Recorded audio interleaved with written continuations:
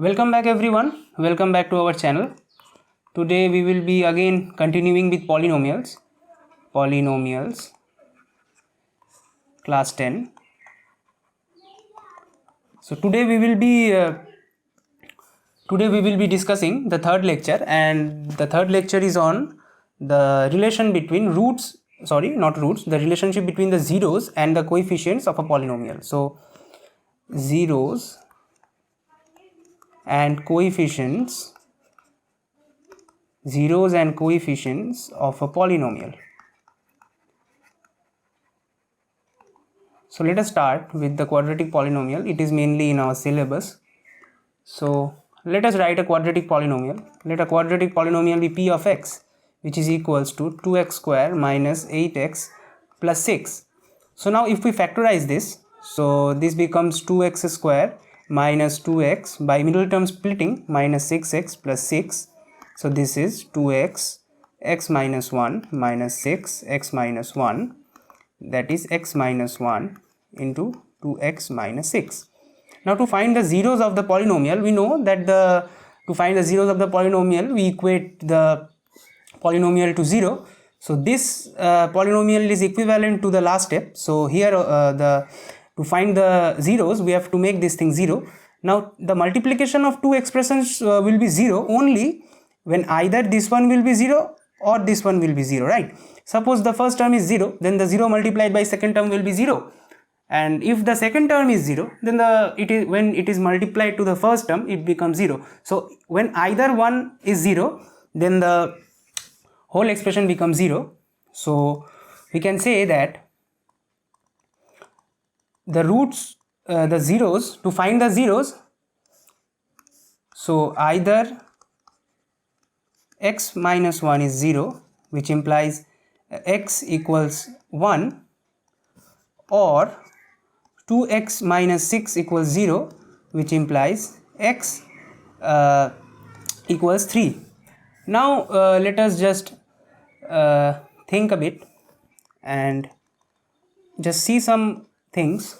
This will be clear after some time why I am doing all this. This will be clear to you after some time. So finally we got that the two zeros are 1 and 3. Now if we find the sum of zeros, it comes out to be 1 plus 3, that is 4. Now the quadratic equation was, let us see what the quadratic equation was. So it was 2x square minus 8x plus 6. So let us write it down. So it was 2x square minus 8x plus 6. Now you will understand this just a bit later. Now just only see this. We are writing 4 here as negative of minus 8, negative of negative 8 by 2. So this is actually plus 8 by 2, which becomes 4. Why I am writing this in this way, you will come to know a bit later. And the second thing, that is the product of roots. Product of zeros, sorry, please pardon me, I am calling the zeros actually roots. You will come to know it later, the zeros and roots concept, but for the timing, let us call it zeros.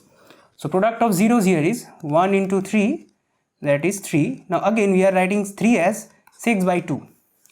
You will come to know later. Now consider another example. Okay. Now considering another example,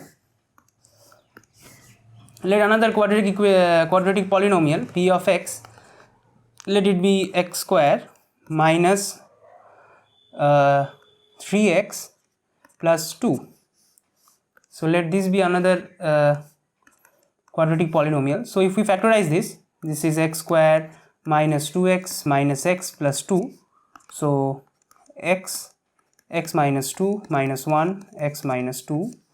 So this is x minus 2 into x minus 1. So to find the zeros, we equate this to 0. So either x minus 2 equals 0, which implies x equals 2, or x minus 1 equals 0, which implies x equals to 1.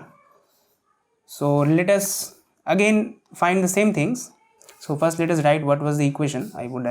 I would need that one. So x square minus 3x plus 2, this is the polynomial. So okay, so Now finding the sum of zeros. So sum of zeros equals to 2 plus 1 equals to 3. Now I am writing 3 in again a different way. 3, which is equals to minus of minus 3 by 1. This becomes 3, and the product of roots, product of zeros, which becomes 2 into 1 equals to 2, which is again 2 by 1. Now coming to the point why I am writing this in such a way. So let's first go back to the first one here, where 2x square minus 8x plus 6 was the polynomial. So here now see one thing, I have written 4 as minus of minus 8 by 2. So this is actually minus of coefficient of x by coefficient of x square. So you see that the negative of coefficient of x, that is the coefficient of x here is minus 8. So minus of minus 8 divided by the coefficient of x, which is this one 2. And in case of product we are writing 3 equals to 6 by 2. Here it is actually constant term by coefficient of x square. So this is the beauty of mathematics. You see that such nice things are there in nature.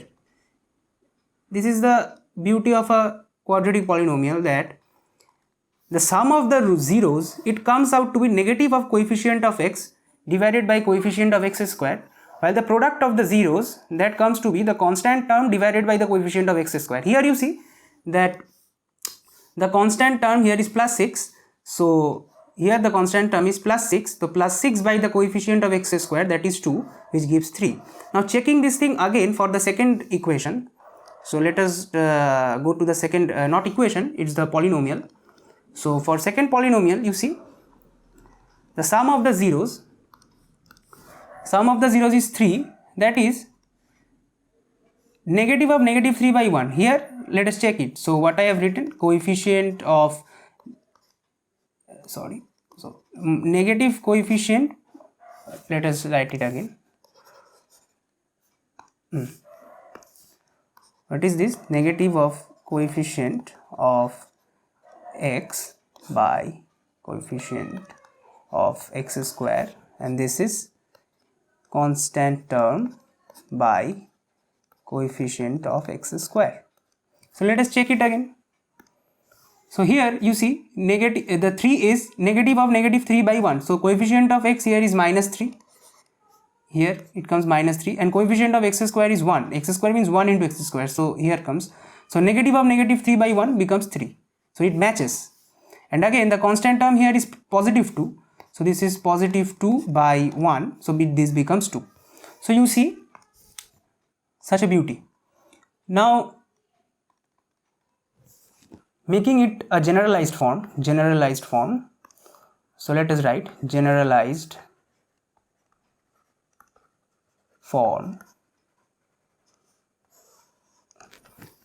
So one thing before writing the generalized form, I would like to tell you that that after seeing all the things till now, we can say that if the zeros of the polynomial are alpha and beta, then we can write the polynomial as k times x minus alpha, x minus beta.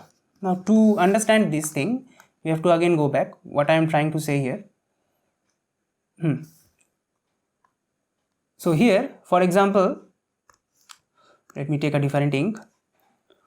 So here you see that let us go to the first one. The first example will be more clear. So 2x square minus 8x plus 6 here. So finally what happened here is that we can write this thing as so this is 2 times so x minus 1 into 2x minus 6. From this term we can take 2 common, so this is x minus 1 2 times, we are taking the 2 out, so 2 times x minus 3. So finally we can see that the 2x square minus 8x plus 6, this polynomial transforms something to like this, 2 times x minus 1 and x into x minus 3. Now we see that the roots the zeros of this polynomial are 1 and 3. The zeros of this polynomial are 1 and 3, and the polynomial is actually coming of the format 2 times x minus 1 into x minus 3. So if this would have been alpha and this would have been beta, then the polynomial would be transformed to something like this 2 times x minus alpha x minus beta. So if alpha and beta, they are the zeros, then actually x minus alpha and x minus beta, they are the factors of the polynomial. So what I am trying here to say you, let us this is becoming a bit clumsy, let us write it down. So here what I am trying to say you is that if alpha and beta are the zeros, then x minus alpha and x minus beta, these are two factors of the polynomial. So I hope this is clear. Now coming to this k term, why we can understand this thing, right? That why there is x minus alpha and x minus beta. If the zeros are alpha and beta, then why this k term? How does this thing comes? So for this again we have to go up. So here you can see that this 2x square minus 8x plus 6, this transforms to 2 times x minus 1 into x minus 3. So finally here is a constant multiplied to the factors. You see x minus 1 and x minus 3 are the factors. Since 1 and 3 are the zeros, so x minus 1 and x minus 3 are the factors. Along with this, a constant term, in case of this particular polynomial, this is 2, a constant term is coming. That constant term we are representing here by k. So I hope this is understood. So finally what I can write here is that, so any polynomial, let it be of the format ax square plus bx plus c, we can write it in the form of k times x minus alpha into x minus beta, where alpha and beta are the roots. Sorry, I am again telling roots, please pardon me. So where alpha and beta are the zeros of the polynomial ax square plus bx plus c. This has zeros alpha and beta. Then this we can write it in this way. So if we expand the identity, that is ax square plus bx plus c, this comes out to be k times x. If we expand this, this becomes minus of alpha plus beta x plus alpha beta. So this is the identity. Now what is the identity? Thing is called identity because we are just comparing the same things. So now the property of an identity is, in an identity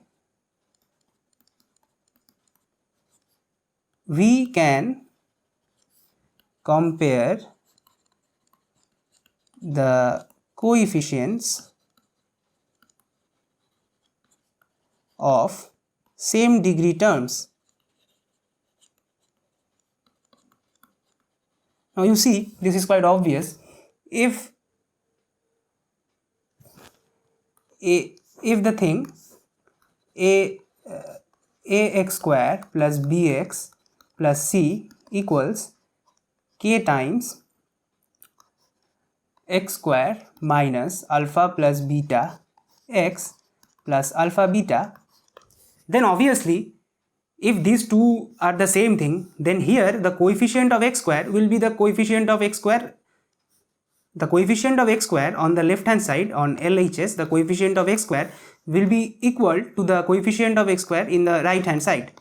So by comparing the coefficients, we can compare the coefficients. Comparing the coefficients,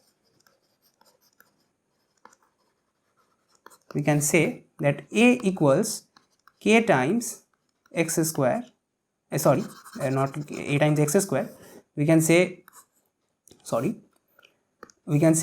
that a equals k, since coefficient of x square is a on the left hand side and k on the right hand side, and b equals minus of k times alpha plus beta, and c equals k times alpha plus beta. Now we giving these numbers, this is equation number 1, equation number 2 and equation number 3. Now if we make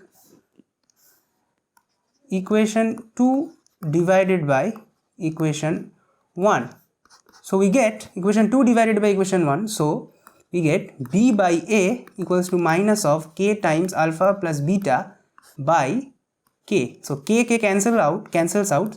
So finally what we get is alpha plus beta equals to minus b by a. This is important. I am giving you the whole proof, and again we are doing, if we do equation 3 divided by equation 1, then what was equation 3? Equation 3 was k times alpha plus beta. I have written something wrong here, let me correct it. Just a second. So comparing in here, the third equation, c here is actually alpha k times alpha plus beta. I have written this thing wrong. So this is c is not this thing, c is k times alpha beta, not alpha plus beta, alpha beta. This is number 3. So now coming to equation 3 by 1, so when we do 3 by 1, we get c by a equals to k times alpha beta by k, k cancels, and finally we get alpha beta equals to c by a.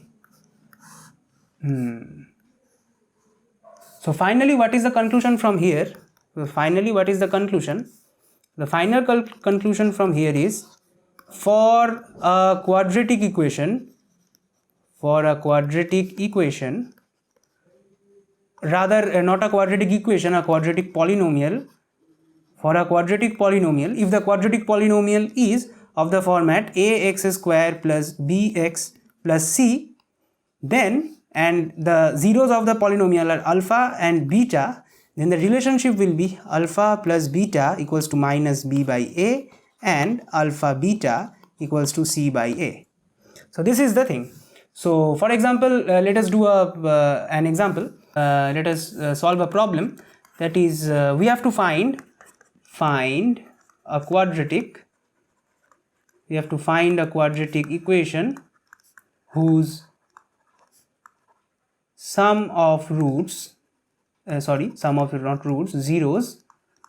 is 3 and product of zeros is 2. So I have said you earlier how to deal with this problem is that we can assume a quadratic equation to be of this form, k times x minus alpha x minus beta. So this can be the form equals to 0. So where alpha and beta are the zeros. So if we expand this, we get k times x minus alpha plus beta x square minus alpha plus beta x plus alpha beta equals to 0. Now here we are given alpha plus beta equals to 3 and alpha beta equals to 2. So putting the values, k times x square minus alpha plus beta is 3, so minus 3x plus alpha beta is 2 plus 2 equals to 0. So now here comes the point that we are given to find a quadratic equation. We are given to find that is we have to find one quadratic equation. Now there can be innumerous quadratic equations whose sum of zeros is 3 and the product of 0 is 2. By varying the value of k, as k varies, we can give any value to k, 1, root 2, minus 1, plus 2, 0.2, anything. As k varies, we get new equations. Now since we have been asked to give only one quadratic equation, so the best option is one thing, we cannot put here k not equals 0, then at that case it will not remain a quadratic equation except 0 any value. So here we are putting k equals to 1, any one of the values which k can have. So putting k equals to 1, we finally get the equation to be x squared minus 3x plus 2. So I hope this is clear to you. This is a very great in detailed video on the zeros and coefficients, and after this I think you have got each and every point required. This is in great detail. So I hope this is clear. So thank you. Again coming with the last video, that is the division algorithm. So till then stay tuned. Thank you. If you like the video, please like, share and comment down below, and also subscribe to my channel. Thank you.